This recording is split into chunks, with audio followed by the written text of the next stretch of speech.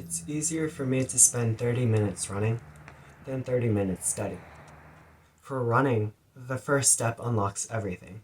Yeah, it's much harder for me to change clothes, put on shoes, and get myself outside.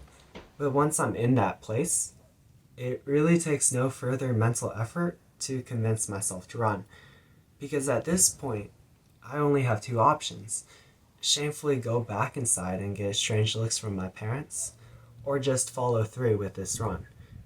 So naturally, I'll just start running. The same can't be said for studying. Because even if I get through that initial mental barrier of putting myself in front of a computer screen and taking out my notebook, studying is still not my only option. And I'll get distracted by YouTube, Netflix, social media, guitar, taking naps, literally anything I'd rather do besides studying. So studying is difficult because securing the first step does not necessarily secure the following steps.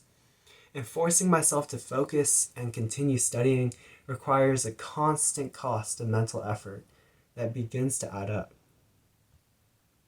In physics, we learn that work equals the integral of force over distance, and I believe that we can apply the same concept to running and to studying if we just tweak the equation a bit, so that mental work equals the integral of effort over time.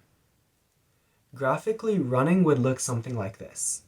With a high start cost due to all the mental effort put in to get outside, but relatively smooth sailing afterwards. Studying, however, is a slow and steady grind. We can compare the mental work each activity requires by solving each for the integral, the area under the curve. And so for me, 30 minutes of studying is more challenging than 30 minutes of running. Okay, one final thought.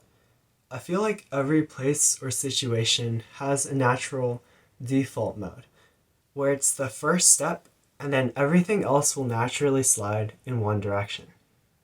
If I'm outside with shoes, it's running. Or if I'm at church, it's praying.